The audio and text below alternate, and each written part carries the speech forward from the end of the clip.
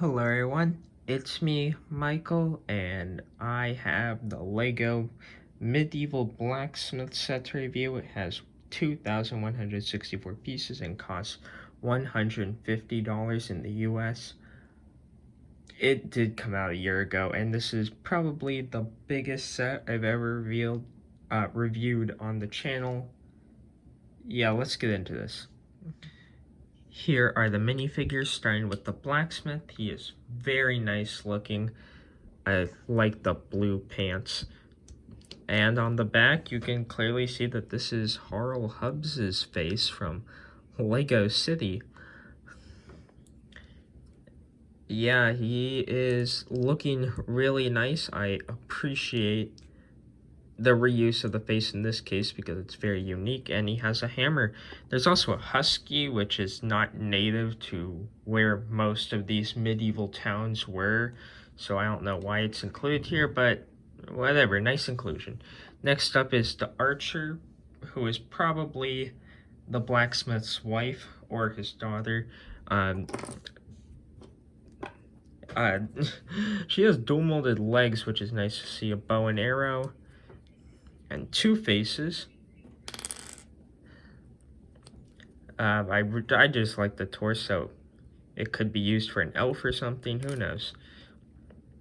And there's the back torso print. But the real, one of the real special minifigures in this set are, well, it's both of these knights.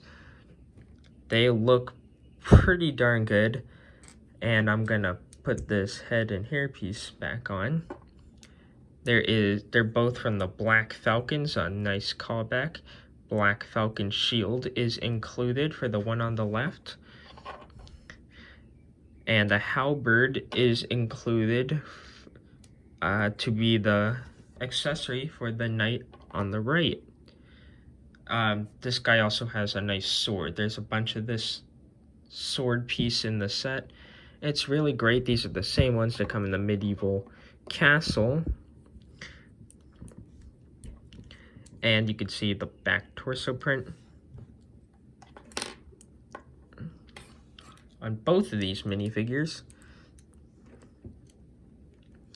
But wait, there's more.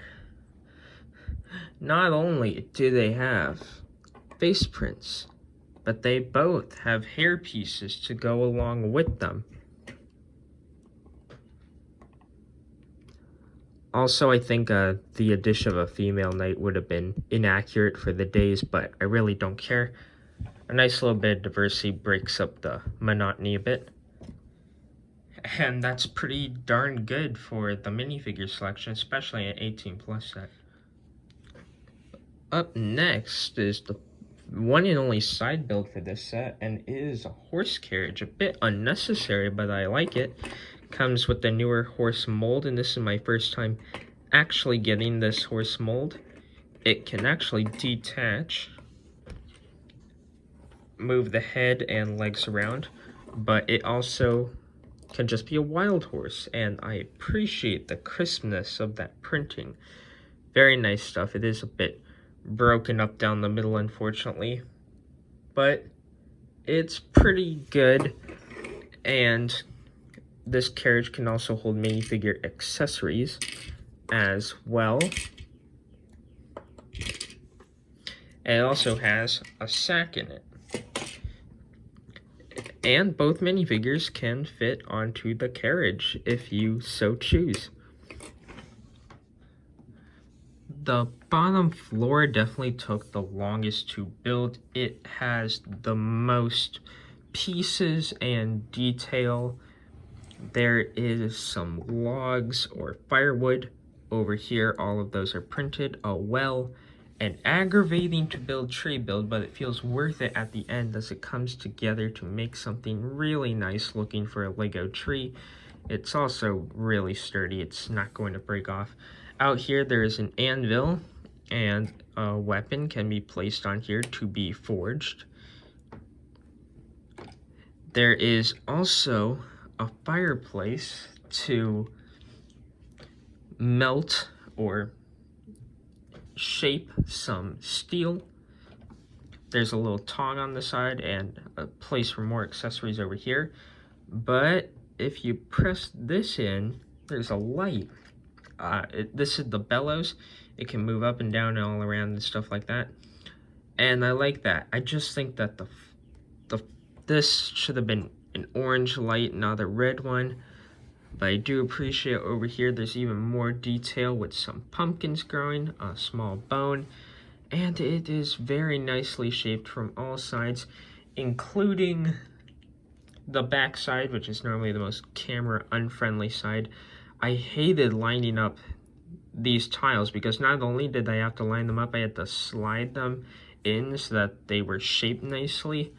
And even still, they don't come out looking perfect. There is a target on the back of this tree here for the archer. No arrows are included. Just use your imagination. That's what it's all about, right? Moving around to the inside of the first floor, you can see that there is plenty of space. I will note, however, that this anvil does not want anything to attach to it. Yeah, because of the steel bar there, meant to look like the anvil is heated up. It just can't hold any accessories even though it's supposed to, which is unfortunate. There's some armor and another shield along the wall. Get out of here, tripod leg.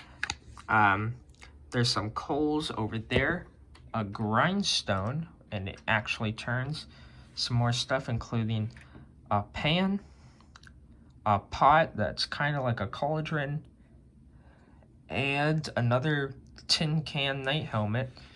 There's some bar stock over here, as well as a broom, a shovel, and a hammer. And you can even see into the fireplace from this side, as well as the door that opens and closes. You may have noticed in the outro it was open. But it's fairly spacious and well detailed in here. Great job, LEGO designers. There are no stickers in this set, which means this sign is a print, and that's amazing. You can see turning it around, there's more windows. All the big windows can be opened in this set. And it's so great that they add in some tan and brown to break up the monotony, so that it's not just all white. And it makes it look like it has some wear and tear, that this place is still maintained, but it just falls apart due to natural weathering to buildings over time. Obviously, this build is sturdy and it looks like it's going to hold together, but I do appreciate a secondary printed door, even down to the fact that the plates are flipped to break up the monotony of the planks. There's some chairs in here with some axes for the back of the seat. There's some good food on the table, as well as 2 goblets, which the blacksmith may have made himself. A chopped carrot, some kitchenware, a churn, a keg, maybe it's beer, I don't know. Probably not because it's Lego. There's a pot with some vegetable soup and another pot with some vegetables, as well as a nice staircase. As for the third story, it is definitely the most unique. The chimney finishes up, well, it finishes right up here. There is some moss or algae, not just moss, it's growing up here, and apparently there's another window on both sides, and I was actually surprised to find out that this spot sticking out over here is not supposed to be in front. But the build for the roof just felt so satisfying. All the shapes just slid together and it was great. Now, you can take off the roof and it just kind of pops off.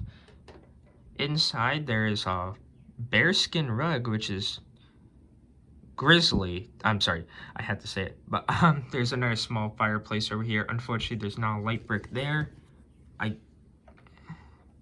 Do I get any light up here from? No, I don't get any light from down below by pressing the bellows. Very fancy bed here. Again, another satisfying everything just fit together, part of the build. It can fit 2 people if you squeeze them in hard enough. There's a chest, and that has a pack and a compass inside of there.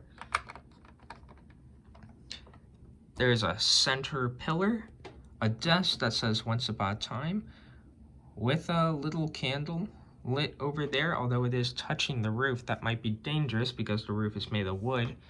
But overall, another great floor to this set. There are a lot of great pieces here. Foliage, beard, good stuff, including a little compass here. I always love these pieces.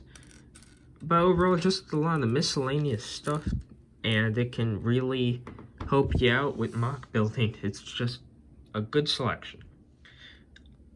I've decided to only show instruction manuals when they have something interesting. Well, this does have something interesting. Being a LEGO Ideas set, it comes with some information about Clemens Fielder. Nope, I mispronounced his name. I'm sorry. I'm sorry. We'll call him Clemens. Okay. You can see the original design over here. Here are the actual LEGO set designers. And there is a brief history of LEGO Blacksmith sets. You can pause for any of these if you want to. But it's great to see all these images, history, just cool stuff. At the back, there is feedback and win ad and more advertisements for idea sets, including how to get your idea for a LEGO set turned into a real LEGO idea set, which is great. This is my first LEGO idea set, and I must say, I am very satisfied. For over 2,000 pieces, it has the most pieces of any LEGO set I own as of now. But I really do like it, and I hope LEGO continues to put more out like this. I do hear that there's a big 18+ castle coming out, and that makes me excited. If there's one thing that I really think hits hard for this set, it's not the price, although the price is a factor. I do feel that this is worth $150, but just barely. The biggest problem is, well, this is wiggly, and you could see that the stories can separate off easily, and it has a lot of edges, and so picking this up is difficult. I can do it like that, but I can feel the pieces trying to pop off each other. It's just a difficult process for this. The dog here also feels like a weird inclusion. Like, I don't know, like I like dogs, but this husky piece is so common at this point. I was hoping for a different dog, maybe one more actually in the area of what it would be in medieval times. There's no rain for this horse trailer either, but I do love this. I can highly recommend it. Overall, I give it a 9.5 out of 10. Really great set, super satisfied. One of the best LEGO idea sets ever, and I'm happy to have it. Maybe just wait for it to come down in price. I do think $150 is good, but maybe not the best. But that'll be it for today. I'll see you guys later. Bye.